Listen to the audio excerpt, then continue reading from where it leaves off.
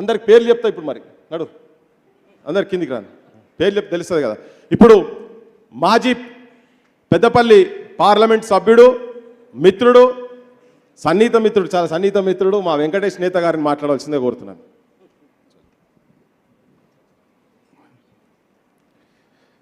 ముచ్చర్ల సత్యన్న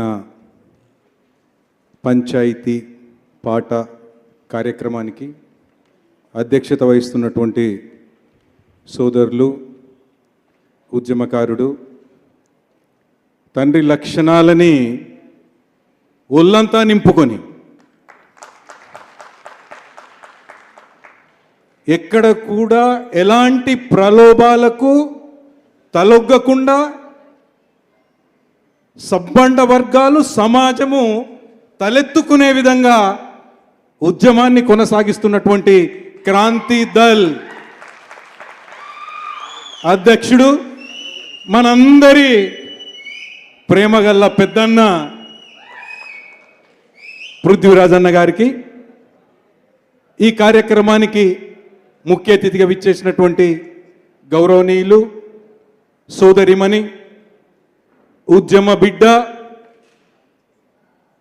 ఈ సమాజంలో ఉన్నటువంటి పేద వర్గాల కష్టాలు తెలిసినటువంటి బిడ్డ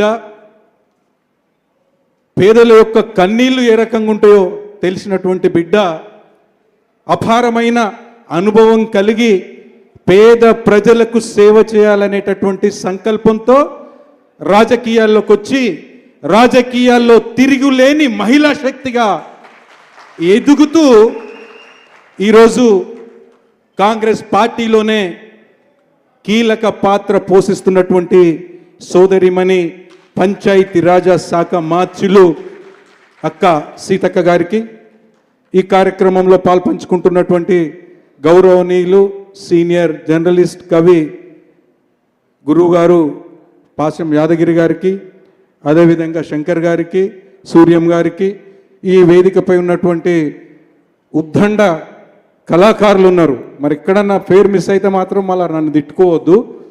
అటు నేను నల్గొండ గద్దరన్న మా సీనన్న అంజన్న దరు అంజన్న మట్ల తిరుపతి రవి తమ్ముడు వరంగల్ అగో ఇప్పుడే విచ్చేసినటువంటి మరొక ఉద్యమ ముద్దు బిడ్డ.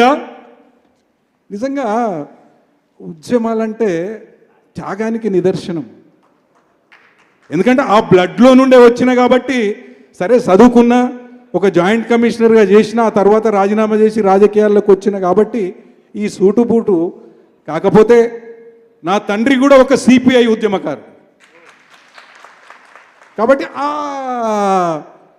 స్వతహాగా సహజ సిద్ధంగానే ఆ లక్షణాలు ఆ భావాలు ఈ సమాజం సమాజ అభివృద్ధి పేద ప్రజల యొక్క కష్టాలు కన్నీళ్ళు ఇవన్నీ కూడా తెలిసినటువంటి వ్యక్తిగా భాగ్యకారిణి సామాజిక సమస్యలపై నిరంతరం పోరాటం చేస్తూ ఎన్నో అరెస్టులు ఎన్నో అక్రమ నిర్బంధాలు అన్నింటినీ ఎదుర్కొని తన యొక్క పాటల ద్వారా ఈ సమాజాన్ని ఉత్తేజపరుస్తూ ఎన్నో ప్రభుత్వాలని ప్రశ్నించి ఈరోజు సమాజం పట్ల పేద ప్రజల పట్ల నిల్చున్నటువంటి అరుణోదయ సంస్థ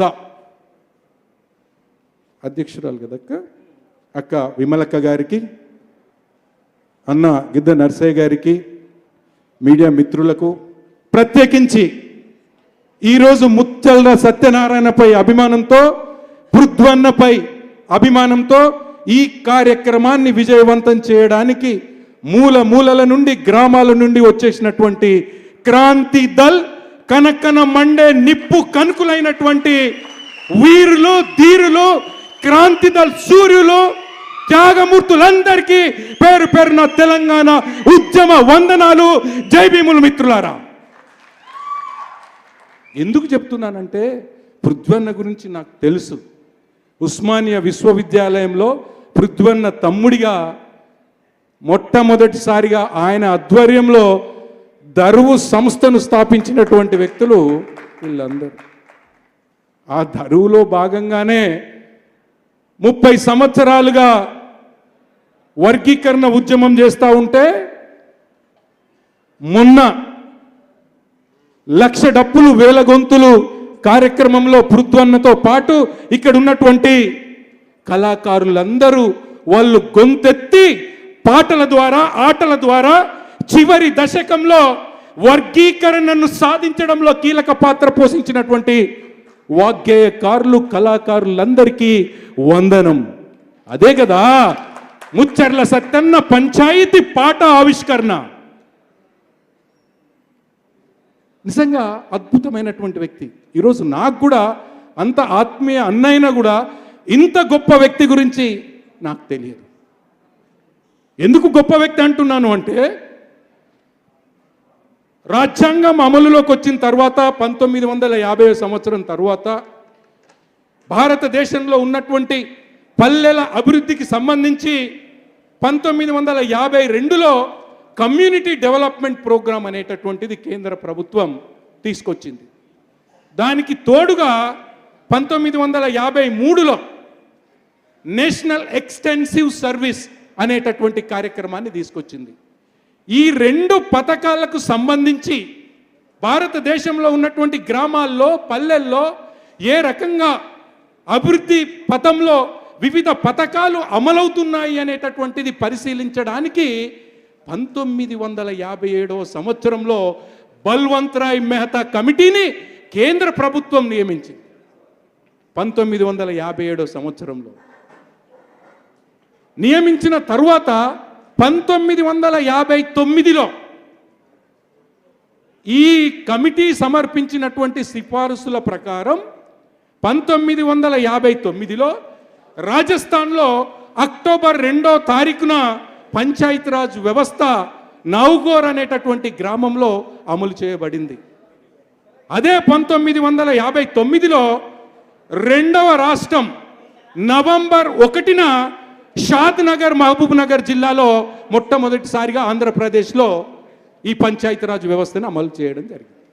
అంటే ఎందుకు చెప్తున్నాను అంటే 1957లో బల్వంత్ రాయ్ మెహతా కమిటీ, 1959లో పంచాయతీరాజ్ వ్యవస్థ అమలు, 1958లోనే ఒక విజనరీగా, ఒక ఫైటర్గా, ఒక కవిగా, ఒక వాగ్గేయకారుడిగా, ఒక తెలంగాణ పట్ల ఆత్మవిశ్వాసం ఉండి తెలంగాణ ప్రజల పట్ల ప్రత్యేక రాష్ట్రం కోసం పోరాటం చేసినటువంటి వ్యక్తి తెలంగాణ పల్లెల్లో గ్రామ స్వరాజ్యం వచ్చి గ్రామీణ ప్రాంతాలలో స్వపరిపాలన ఉంటే ఆ పల్లెలు ఏ రకంగా అభివృద్ధి చెందుతాయో అని 1958లోనే పాటల ద్వారా ఆ రోజు పల్లెలను జాగృతం చేసినటువంటి మహనీయుడు కాదా ముచ్చర్ల సత్యనారాయణ గారు. ఇందాక పెద్దలందరూ మాట్లాడుతూ ఉన్నారు. నేను నిన్న మొన్న ఒక తెలంగాణ విముక్తి పోరాటంలో అజ్ఞాత వీరులు అనే వ్యాస సంకలనం చదివాను. వ్యాసాల సంకలనం. ఎంత దురదృష్టం అంటే తెలంగాణ విముక్తి పోరాటంలో అజ్ఞాత వీరులు అనేటటువంటి పుస్తకంలో కనీసం ముచ్చర్ల సత్యనారాయణకు సంబంధించినటువంటి 2 మాటలు లేవు. ఎస్, చరిత్రలో మహనీయుల యొక్క చరిత్ర కనీసం ఒక పేజీ అయినా ఉండాలి. ఎందుకు చెప్తున్నానంటే ఆయన కేవలం ఒక వాగ్గేయకారుడు, కవి, రచయిత, రాజకీయ నాయకుడు మాత్రమే కాదు, పత్రికా సంపాదకుడు కూడా.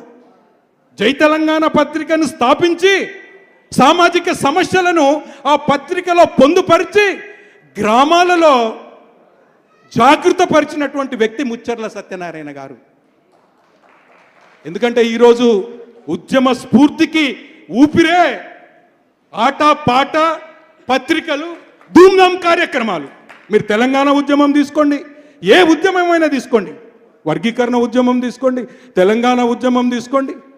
ఇందాక పల్లెల గురించి చెప్తుంది. తెలంగాణ ఉద్యమంలో ఎంత అద్భుతమైనటువంటి ప్రభావాన్ని పాట ద్వారా మనం సాధించాం. పల్లె పల్లె నా పల్లెర్లు మొలిసే తెలంగాణలోన నా పల్లె సీమలోన, పాత గోడలు పందిరి గుంజలు చిన్నాబోయినాయి, ఇండ్లు దుమ్ము రేగినాయి.